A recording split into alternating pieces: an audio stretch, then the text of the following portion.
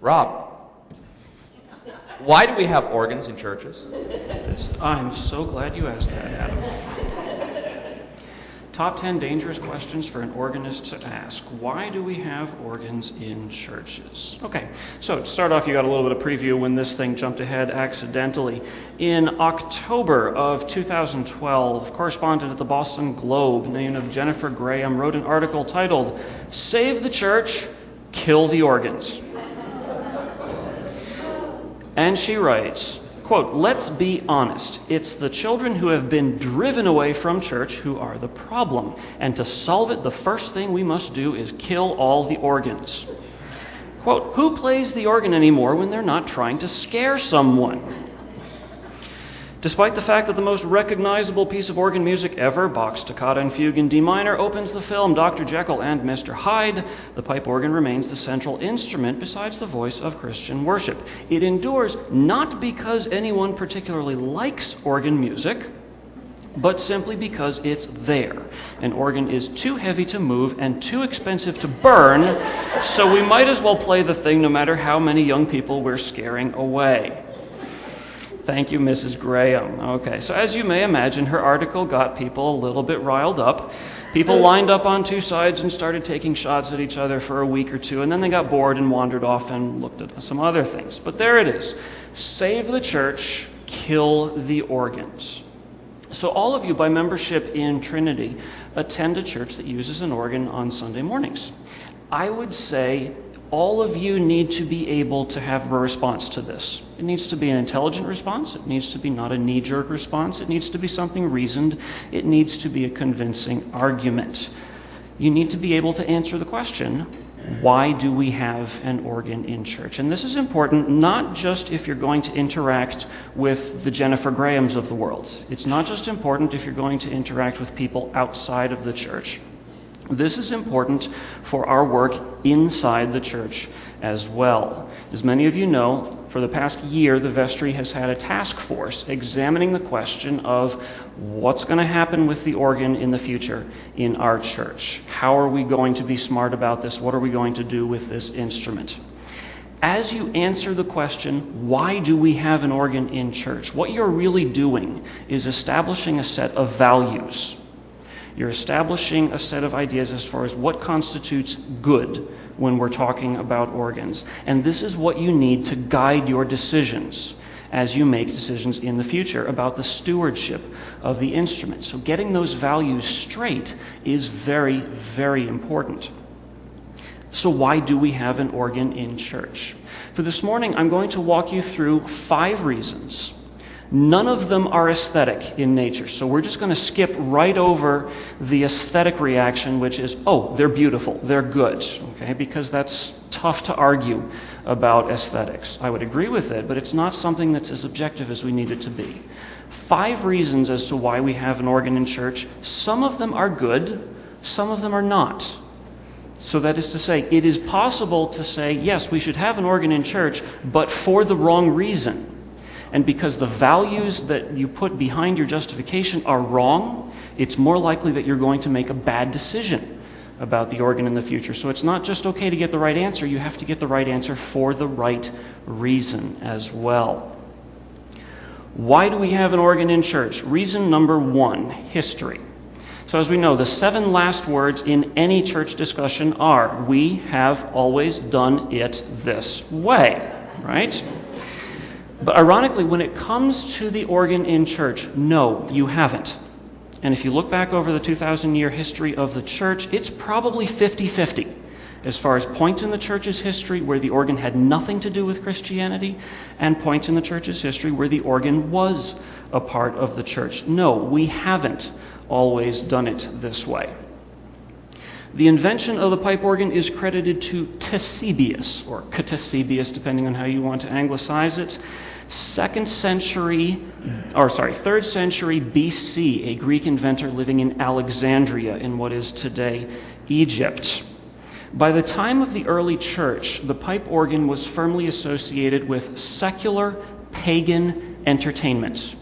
So, just a little bit west of there, in what is today Libya, on the western shore of the Gulf of Sidra, They found a mosaic in the town of Zliten. This dates from the 2nd century after Christ. And you can see there, it gives you a variety of athletic contests, gladiatorial combat, things that they were doing in the Colosseum and all that. And if you zoom in on that little part in the top left there, you see some musicians. You got a guy blowing a trumpet, a guy blowing what looks like a sousaphone, and a little pipe organ.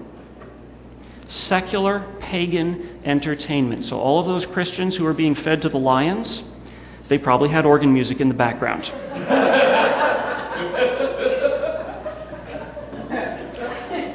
Across the Mediterranean in what is today Istanbul, we have the ancient hippodrome. What is a hippodrome? Hippo, horse, drome, stadium. It's a horse racing track. Okay?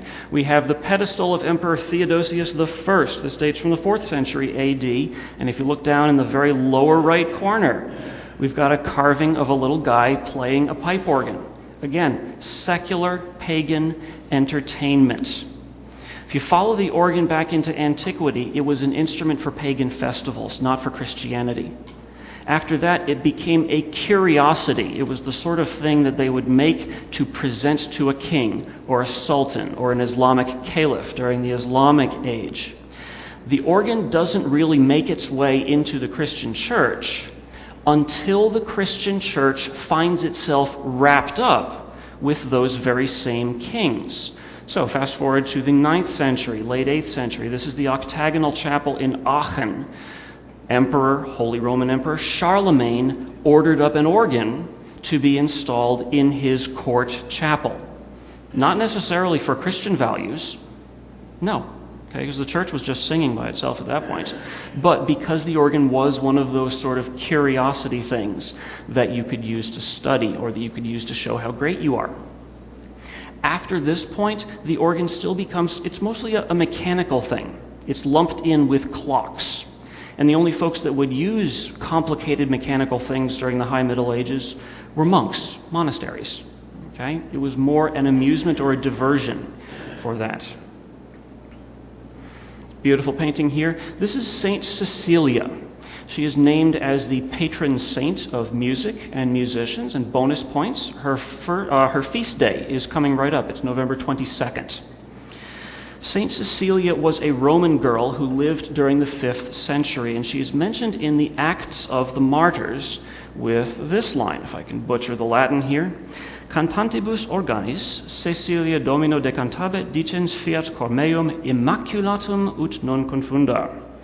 And this is translated as the organs played, Cecilia sang to God in her heart and prayed that she would be kept pure and holy.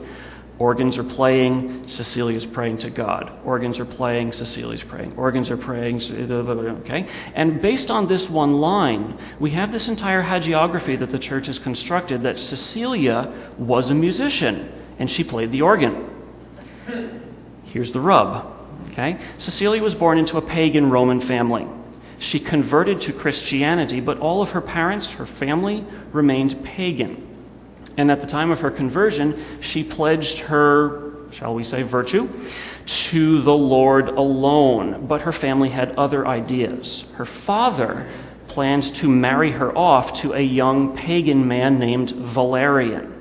So imagine the scene. The day of the wedding draws near. Yeah, the organs were playing. This was a pagan party. The organs were playing out in the family courtyard where the party was happening. Cecilia was praying, but she was praying because she had locked herself in her room and was probably crying her eyes out, saying, please don't let me go through with this. I don't want to be married to this person. All of this to say that this historical connection between the organ and church, it's not as ironclad as you might think. As I said, ballpark 50-50, points in history where the organ is part of the church, points in history where the organ really doesn't belong to the church at all. So why else? Reason number 2, pride, ego, arrogance. Okay, you can already tell this is one of those answers that reveals poor values when it comes to why we have an organ in church. So early 17th century, we have a map of Holland here. And the red pin way up in the north there is, probably can't read it, that is the city of Alkmaar. Early 17th century, the city of Alkmaar fought a lengthy lawsuit against the city of Haarlem, about 20 miles to the south. That's the red pin all the way down in the bottom of the map. The lawsuit revolved around a monastery, and the monastery was located in the town of Heilo. Heilo is the red pin in the middle, so between Alkmaar and Haarlem, really close to Alkmaar. What happened during the Reformation is that the monasteries were emptied out. Monks would be kicked out onto the street, and the monastery properties themselves were liquidated. The question is, what happened to the money when they sold off that monastery property? Well, by an odd twist of circumstances, all of the proceeds from the liquidation of the monastery in Heilo ended up in Haarlem. So the city council of Alkmaar said, hey, wait a second, guys, no, look at the map, that monastery belongs to us, pay up, that cash comes here. It took years. The lawsuit dragged on forever and ever, but eventually Alkmaar won. They won a cash settlement of 60,000 guilders. Okay, today's dollars, that's roughly $800,000. And what did they do with the money? Well, after you've just fought a long lawsuit, what do you want to do? You want to stick it to the other guy in the worst possible way. And when Europeans want to stick it to their neighbors, when they want to give their neighbor the middle finger, what do? They commission great works of art. So you're all familiar with this. The city of Florence wanted to stick it to the powerful Medici family in Rome. So what did? They commissioned a 26-year-old artist by the name of Michelangelo to create a statue of David, the killer of giants. And where did they put it? They put it right outside the Palazzo Vecchio, pointing in the direction of Rome, just sort of standing there with his slingshot saying, yeah, come on, boys, come and get it. So in the same fashion, when Alkmaar wanted to stick it to Haarlem, they took the money that they had won from Haarlem, and they built that. That is the organ in St. Lawrence's Church in Alkmaar. I've been there, I've played it, and boy howdy, let me tell you, it's awesome. Easily one of the top 10 best organs in Europe, probably top 5. This thing is unbelievable. And at the time of its construction, it served no Christian purpose whatsoever. This was Calvinist Holland at the time. There was no reason to use an organ in church. This was used to play secular concerts Monday through Saturday. And then on Sunday morning, the organ was shut down so that they could have worship. The only reason they built this was so they could give Haarlem. Okay. Well, you can imagine how the story played out from there. Haarlem's not going to take that sitting down, are they? So a couple of years later, they said, oh yeah? And they built that. It's bigger than Alkmaar's, and they painted it fire engine red, baby. Again, no Christian purpose whatsoever. This was solely a matter of one-upmanship. We can call this sort of the Guinness Book of World Records approach to the organ, and it doesn't stop there. In fact, if anything, they stepped on the gas in the late 19th and early 20th century. So early 20th century, John Wanamaker builds that in his department store, and a couple of years after that, the good people in Atlantic City, New Jersey said, oh yeah, and they built that in Boardwalk Hall. Some people get excited about this. Okay? And I'm always kind of at a loss because somebody will come up and say, hey, Rob, the wife and I just went on vacation and we just visited the biggest organ in East wherever. Isn't that great? Huh? And you're kind of at a loss because on the one hand, yes, it's great that they're getting enthusiastic about the instrument, but by the same token, big does not equal good. Okay? Quite the opposite. Some of the lousiest piles of garbage I have ever played have been really big, and some of the best organs in the world are really quite modest in size. So why do we have organs in church? Sometimes it does boil down to a matter of pride, but this really isn't necessarily the best value to have when you're guiding your decisions that you make. Reason number 3, economics. This always sets people back on their heels a little bit because the popular perception is a pipe organ. Well, that costs $1 bazillion, right? Here we go. Organ music is cheap. I'll say that again. Organ music is cheap because up until the invention of electronic sound, The pipe organ was the most cost-effective way to fill a big space with music on a regular basis. Why? Because machines are cheaper than labor. This is for the same reason that probably within my lifetime, hamburgers at McDonald's will be cooked and served by robots. Machines are cheaper than labor. A pipe organ represents an upfront cost. It's a one-time expense. And if you do it right, you're actually going to start saving money in the long run. Because in the absence of a pipe organ, what are you going to need in order to fill a big space with music? You're going to need a band of some kind, okay? Quartet, a quintet, 4 to 5 good quality musicians at a minimum. Compare this to hiring one organist, and you have to hire those people every week, Sunday after Sunday after Sunday. What does this do to your personnel costs? And bear in mind that typically the single largest line in any institutional budget is what? Personnel, right.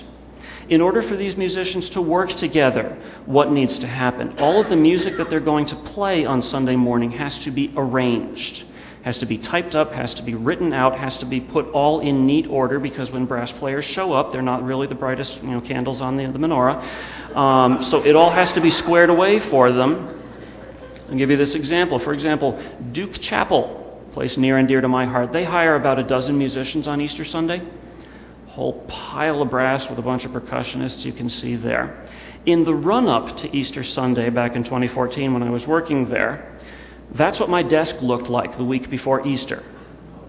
That is all of the scores that had to be arranged, typed, printed, and then delivered to all of the musicians so that they could show up on Easter and do their job and work together. I was already 10 hours into the job just at this point. And the musicians still haven't even shown up. We still haven't done any rehearsals. We still haven't even done the Sunday yet. Okay? That's kind of expensive. Back to these musicians. They need to be good, solid players. Okay? When I was working at St. Mark's out in Evanston one time, I made the mistake of trying to hire high school and junior high players to use in worship one time. It didn't go very well for them or for the church. You need good, solid players. They need to be able to fill the church. They need to be able to work together. They need to be able to count. They need to practice regularly by themselves so that they can develop a good tone. They need to practice together with each other. All of this represents continuing logistical work. The man-hours are piling up week after week after week. And you contrast this with the organ. The organ is controlled by one person. What that means is all of that logistical work of arranging the music and typing out the music, you don't have to do that because that one person can do it all on the spot. He doesn't have to have things written out so that he can work as part of a team. You can practice at home. I have a piano at my house. I don't need to come in and take up time in the church to do my practicing. And then we get to that question of producing a good tone. So show of hands, folks who had children that took up a woodwind instrument. Okay? How long did it take them to make a pleasant sound on that thing? Yeah, all right. It's tough, especially if you have a kid who took up the oboe, because that's a really hard instrument to make sound pretty. The job of making a good sound on the organ, again, if the organ has been built right, that job has already been done. Okay, that was done by the organ builder. It was a one-time thing, and then from there on out, those pipes just stand there, and anytime you hit the right key, boom, you got the same good quality sound that the builder set from the beginning. So, he's so cute, just makes me want to take him home with me. That's Lewis Moss. He's 12 years old in that picture. He's an organ scholar at Oxford University. So, you have a whole band full of really big, grown-up adult musicians that need to practice and need all sorts of logistical work, or one 12-year-old kid.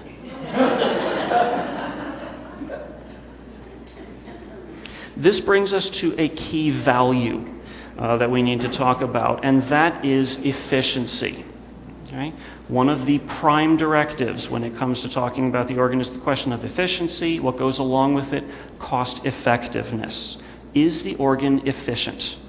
Does it represent a cost-effective stewardship of church funds? Is it simple? Okay? Complex machines break down more, and when they do break down, it's almost impossible to put them back right. The organ should be simple to keep things going. All else being equal, then, we can make a value judgment here that a good organ in church is as simple and modest as possible. Is it conceivable that you can build something really big, really complicated, that has every possible gadget that any knucklehead has ever dreamed up you can stick onto an organ? Yes, it is. Is that a good thing for the church? No. Reason number 4, metaphors. When you see in Scripture or the writings of the early church that either Paul or the Old Testament or the church fathers are talking about music, a lot of times they're not actually talking about music at all.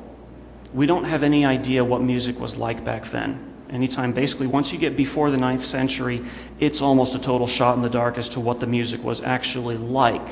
But the people who were writing back then would often use music as a metaphor to explain something else that they were trying to get to. So, for example, in the book of Amos, chapter 6, "Woe to you who are complacent in Zion. You strum away on your harps like David and improvise on musical instruments."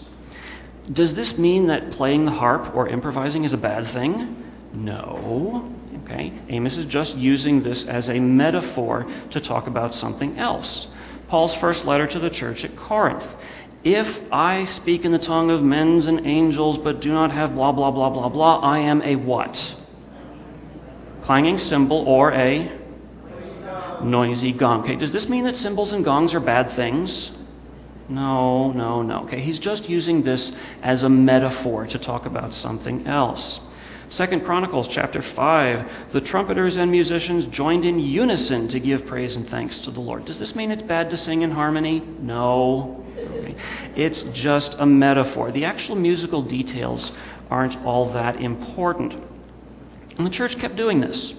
And so when you get to the High Middle Ages and the church looks around and this thing called an organ has crept its way into church, the church is thinking to itself, okay, well, we can use this as a musical instrument. We can also use it as a metaphor.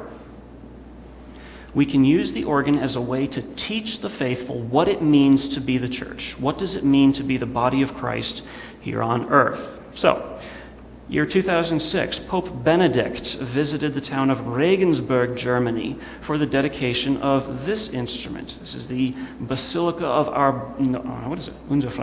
Basilica of Our Lady, the Old Chapel. And when he was there, he mentioned this as part of his address.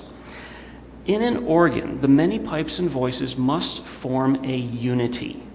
Now, this is an image of our community in the church. Just as in an organ, an expert hand must constantly bring disharmony back into consonance, so we in the church, in the variety of our gifts, always need to find anew, through our communion in faith, harmony in the praise of God. And His holiness is on a key value here, the value of unity. Now, Pope Benedict, he's not so much interested in the organ per se. He's using the organ as a way to tell the rest of the church that it's important that we have unity in our faith. The organ does give us a picture of unity. And so this gets us to our first musical example, and please tell me this is going to work. This is what is called a principal chorus. Okay? It is the backbone sound of the instrument, and this is what it's supposed to sound like when you, quote, pull out all of the stops, when all of the individual pieces that make up the organ are brought together in unity to create the full sound of the instrument. So here we go.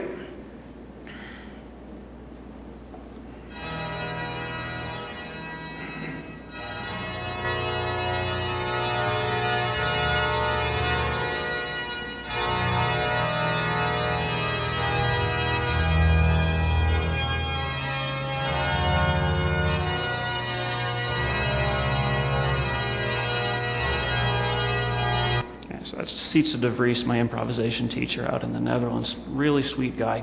So a grand, powerful sound fills the room, delightful to listen to.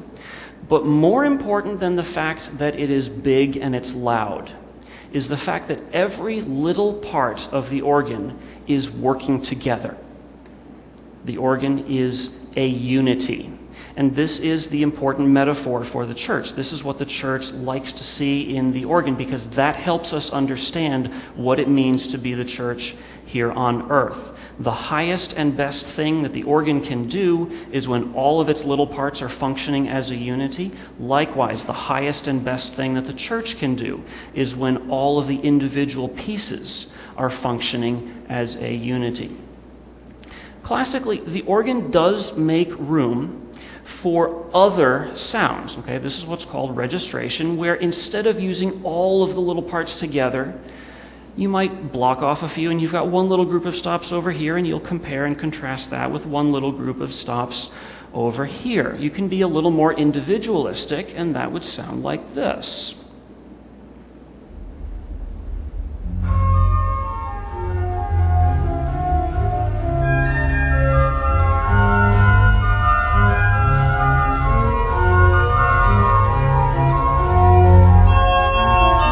Different sound, different group of stops.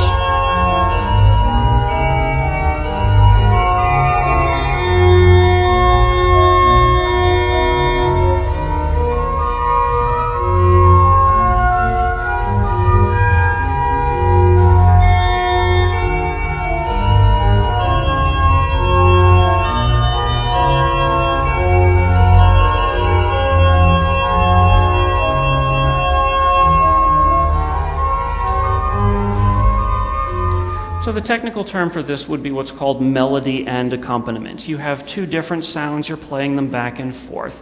It's delightful, but notice that this necessarily happens at a gentler dynamic level. This is not the full power of the organ. This is not the strongest thing that the organ can do. And here again, that metaphor that we were working with, it still holds.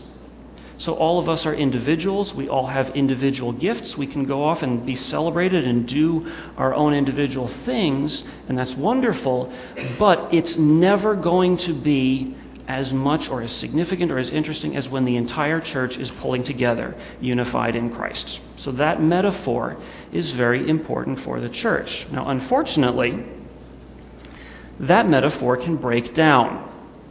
So, for our third example, we're going to take a listen to the First Lady of the Organ, as she is referred to. This is Diane Bish playing at Coral Ridge Presbyterian Church down in Lauderdale.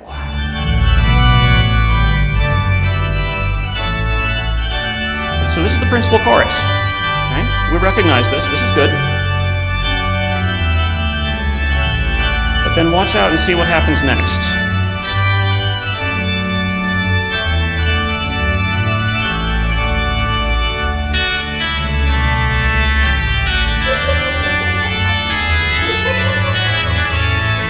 What the hell is that? Okay, so we started off with the principal chorus, and that was great, but then what did she do? Okay, that thing that sounded like a duck being pushed into a wood chipper, that is what is called a solo reed stop. They're fairly common here in the United States and also out into Great Britain. The idea of a solo reed stop, it's sort of Lord of the Rings from the Fires of Mordor. You have one stop to rule them all. You have one stop that is pushed to be so obliterating, deafeningly loud, that it can dominate the entire principal chorus. And that's exactly what you just heard. She's playing along on this principal chorus. That's all fine and dandy. And then, boom, we've got this other thing that can basically flatten it. Put aside the aesthetics. Again, we're not talking aesthetics here. There's people who really like that, and I wish them all the joys of it. What does this do to the metaphor that we were just working with? What does this do to that metaphor that the highest and best thing that the church can do is when all of the little parts of the church, all of you, are unified in Christ? It shoots it all to hell, doesn't it? Okay? The metaphor is no longer that the highest and best thing for the church to do is when we are all unified in Christ. The metaphor is that the highest and best thing is when one part of the body separates itself from the body, stands up in front and sort of honks its way to glory. And that metaphor is gone. Number 5. leading congregational singing. There are two broad categories of music on Sunday morning. There is music that is offered to the congregation, and if you want to get highfalutin about it, it's music that is offered to God on behalf of the congregation. And then there is music that is offered by the congregation itself. Two basic categories of music on Sunday morning: music that is offered to the congregation, music that is offered by the congregation. In a healthy church, worship makes room for both of these. They're both essential. You got to make room for both of them on Sunday morning. Now, the first class of music, that music that is offered to and on behalf of the congregation, that's actually the easy one. Because as long as you can find a practiced musician, and as long as you can get everybody else to sit still long enough to listen to them, you're good. That's it. That's all you really need to do. But that second category is tougher. Leading the singing of the congregation. That is hard. It's hard because it's very easy to cross the line from leading people in an activity to doing that activity for them and essentially replacing them. So, show of hands. Any parents here have a kid that got Legos for Christmas? Yeah, okay. What's hard whenever you have a young child who's trying to put Legos together? Okay? You want them to do it, but you don't want to end up doing it for them. And of course, they're really slow. They can't count all the little bumps, and they don't have the spatial acuity to get it all together. And then they get bored and run off, and then you, the parent, have to finish assembling it for them, right? This happens in church too. The best way that I've come to discover to sort this out is this. This is sort of a test that I always apply. Leadership is incomplete. Leadership is incomplete. Whatever it is you are leading, whatever the activity it is, your leadership has to have a hole in it.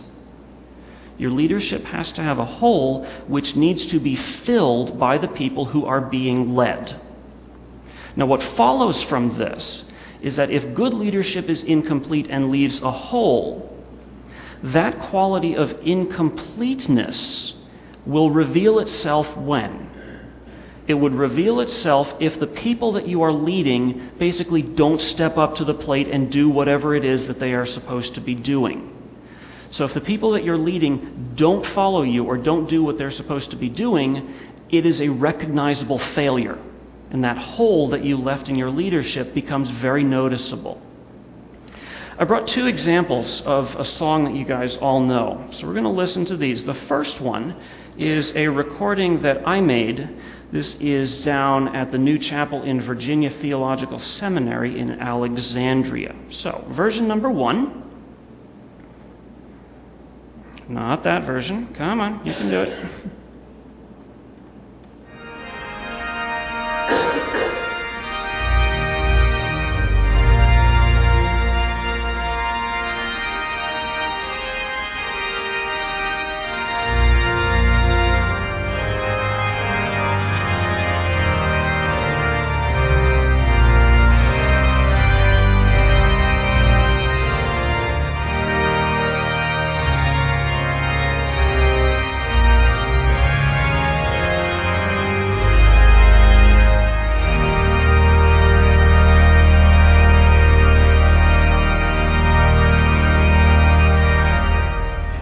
Fantastic organ. That's so much fun playing that instrument. Okay, the second version is a young singer by the name of Chelsea Moon, and Chelsea Moon lives out in California.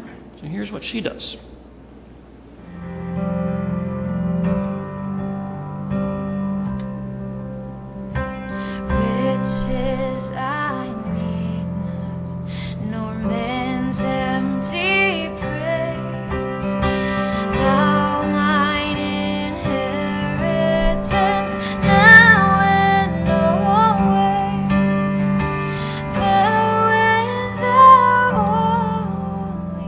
First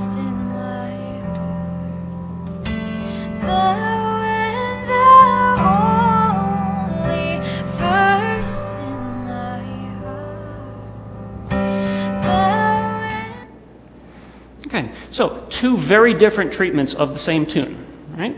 So, analysis. Are both of these versions somewhat enjoyable to listen to? Yes. Okay. Is there a place for both of these versions in church on Sunday morning? Yes, absolutely. Can you imagine these happening in church? Could you, as the people sitting out in the pews, imagine singing along with both of these versions? Yeah, I'd say yes. But here's the kicker. What happens if you don't? What would happen if you didn't sing along? This is where we get to that question of incomplete versus complete. What you heard Chelsea Moon doing is fundamentally complete in itself. It can stand alone all by itself. The version with the organ is always going to be incomplete until the congregation does the work of singing. And this is where we get to that difference as far as leadership versus doing something for them. And this is what makes the organ such a strong player when it comes to leading congregational singing. It has the ability to fill the room with this wonderful, grand, inspiring sound, but it always leaves a hole, at least if it's been done right, it always leaves a hole that has to be filled by the congregation. So to put it another way, if you have a room full of a couple hundred people who are supposed to be singing a hymn, and it ends up happening that they just sit there and listen to Chelsea Moon singing, is that the end of the world? Not as much. If you have a room full of several hundred people who are supposed to be singing, and it ends up being just the organist playing all by himself, that is a recognizable failure, and everybody in the room knows it. There's no getting away from that. All right, so Mrs. Graham, let's wrap this up. What have we learned? Why do we have an organ in church? Reason number one, yes, the organ does have a history with the church, but it's not quite as simple as you might tend to make it sound. Number two, it does happen often enough that people either inside the church or outside the church tend to view the organ as a source of pride. This gets us into that Guinness Book of World Records approach to the instrument. Number three, the economics of it. If it's done right, the organ is a very cost-effective way to fill a big space with great music on a weekly basis. Now notice that number two and number three are in tension with each other. If your values are such that you're approaching the organ as a source of pride, very frequently that plays out that you're going to try to have the organ built as big as possible. It will be continually expanded and added onto, because we don't want ours to be smaller than the town just 20 miles down the road, right? Economics, on the other hand, will tend to lead you to keep the organ as modest and simple as possible. The two of those, number 2 and 3, are in tension with each other. If it's done right, an organ serves as a physical metaphor for the body of the church. Okay, notice this is in a little bit of tension with reason number 1. Okay, from a purely historical perspective, there are plenty of chapters in the history of the organ where the instrument trends away from that value of unity that the church is looking for. Okay, so those solo reeds that you heard Diane Besh using, that does exist as a musical point in the history of organ music. Is it necessarily the most useful, beneficial thing when the organ is in church? No, it's not. So number 4 and number 1 are in tension with each other. And finally, on a practical level, the organ is an outstanding tool for the leadership of congregational singing because it has the ability to fill the room with sound while still being incomplete, while still leaving that hole that has to be filled by the congregation. With that, your questions, please. Bob. I put down here, what do you mean to move to worship? Now, where does that fit up there? Where does that fit up there? I'm in church, and I'm full of all kinds of stuff, and I'm saying, okay, you and me, God, help me to center myself on you. so I can worship. And that's what I intended, I hope that the organ can do. All right, so Bob's question is, where does this fit into this orbit of reasons? And that is the reason that the organ puts me in the mood to worship. This would be a very Roman Catholic approach to the instrument, the notion of using the instrument as a way of setting atmosphere. And historically, this would be the way the instrument is viewed in the Catholic Church. Does it fit into this? I didn't include it because it's not something where you can argue that's exclusive to the organ, because there's a number of different ways that you can set organs, or that you can set atmospheres that might lead people to worship. It does lead you into a bit of an aesthetic evaluation, which can be different for different people. And what I've been trying to do this morning is to focus on things that have a little bit more universality to them. It's not wrong. It's just not something that I included. Okay, good question. Other questions? When you talk about aesthetics, are you talking Sorry, about- Bob? I'm sorry. Go ahead. Mm-hmm. Are you talking about the physical appearance of the organ? That's part of it, yes. Okay. We didn't mention that either. The organ is a visual work of art as well, when it's done right. Okay. Melinda, you had your hand up? Yeah.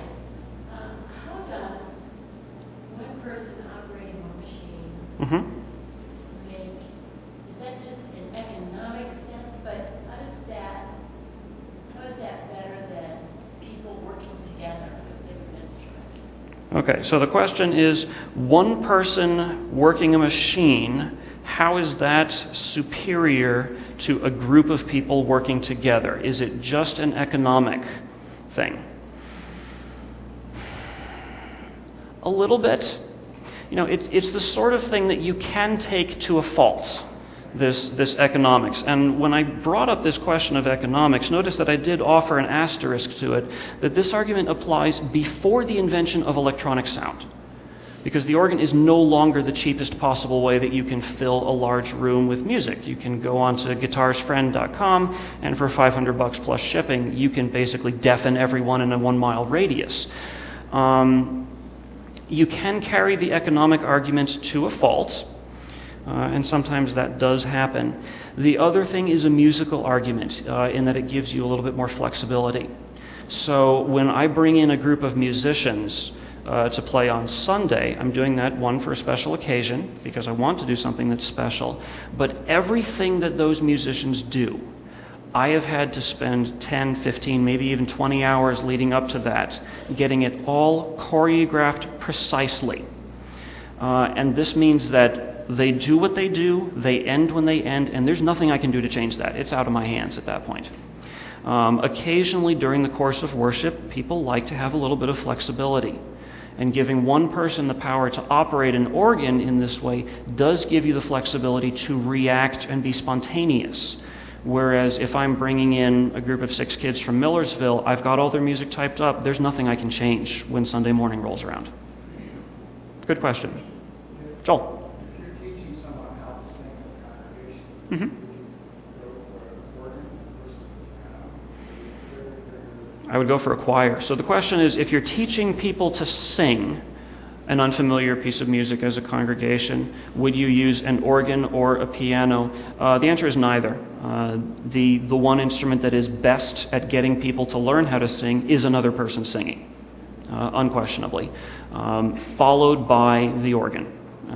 For the simple reason, one, of physics, in that an organ produces sound with air vibrating in a pipe, the same way the human voice produces sound with air vibrating in a pipe.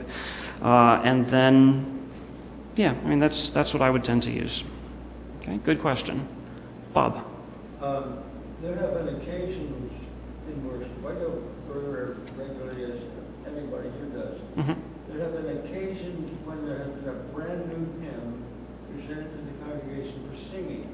And to be honest, I don't catch on until about the 3rd verse. Mm-hmm. It's happened very rarely, but it has happened. A brand new, and you're introducing that, or somebody has chosen to be introduced. What's going on there?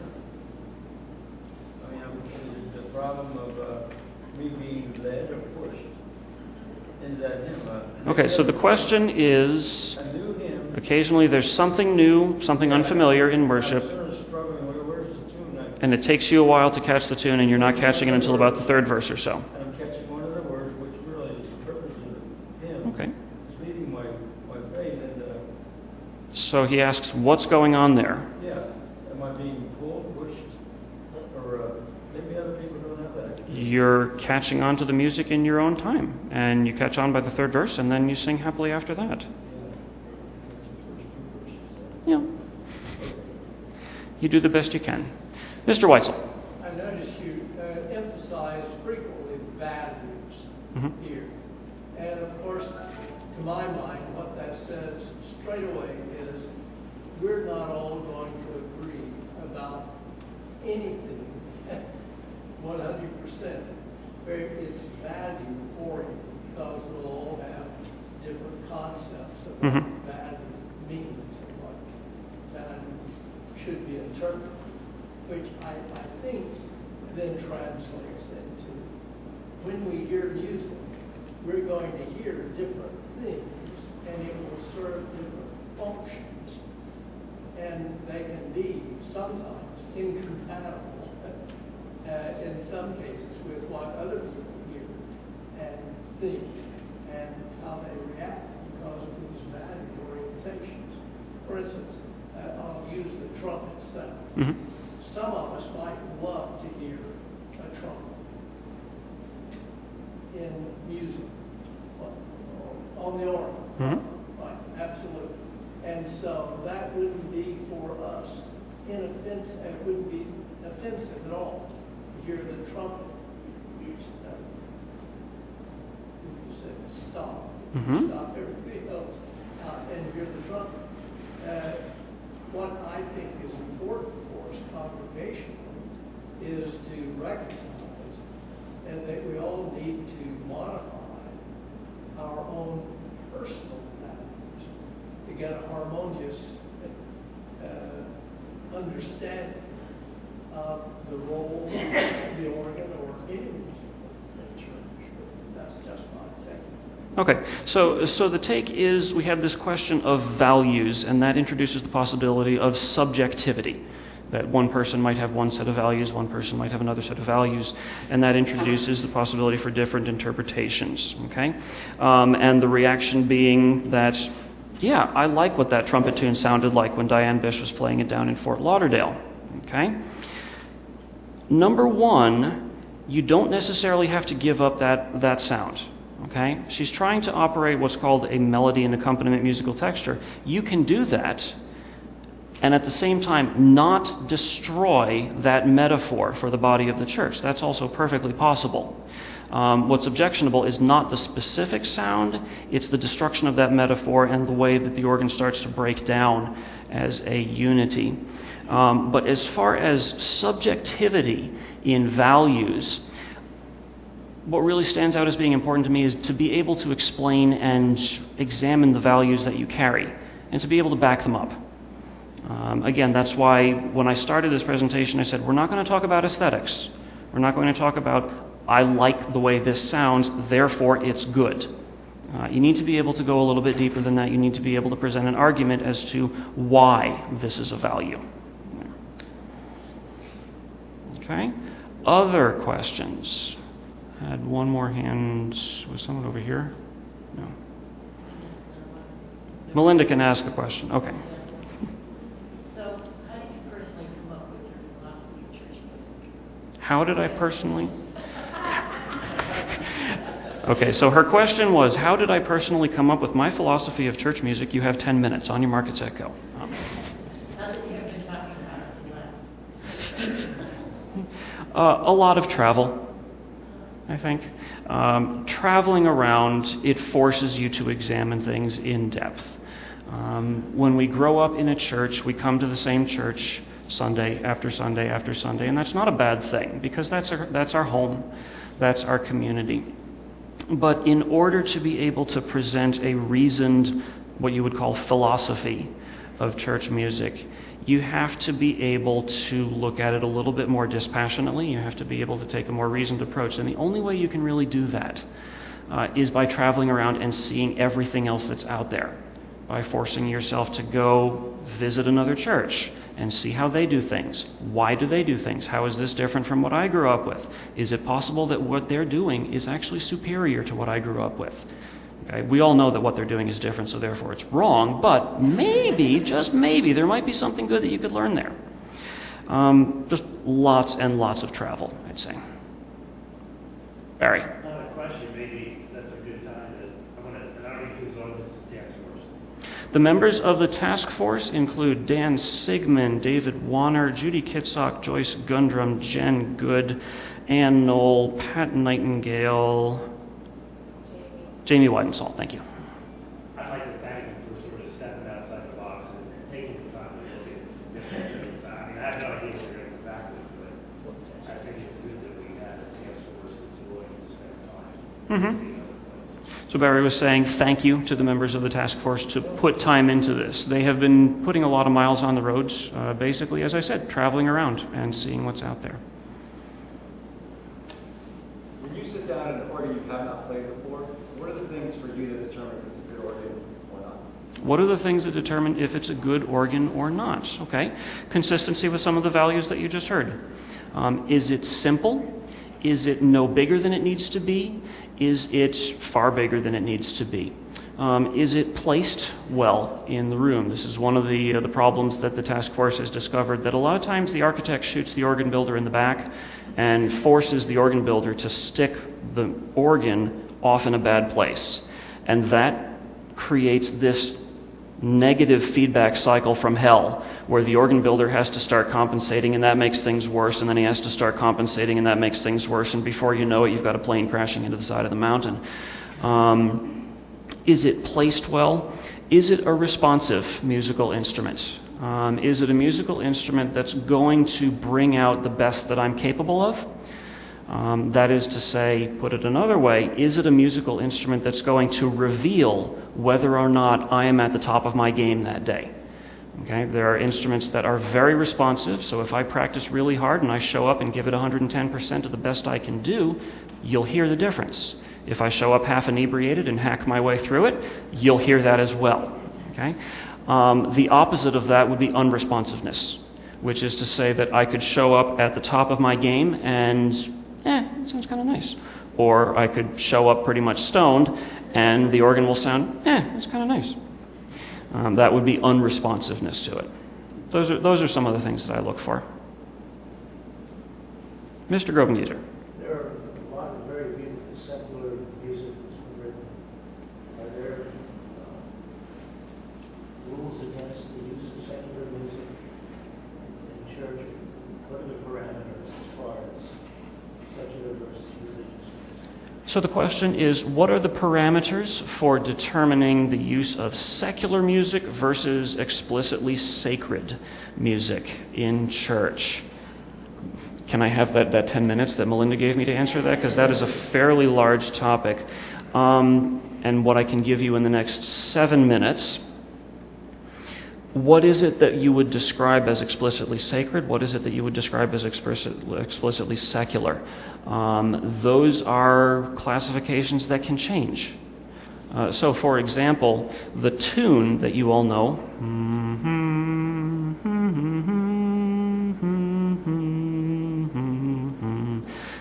there's not necessarily anything explicitly sacred about that combination of pitches and rhythms.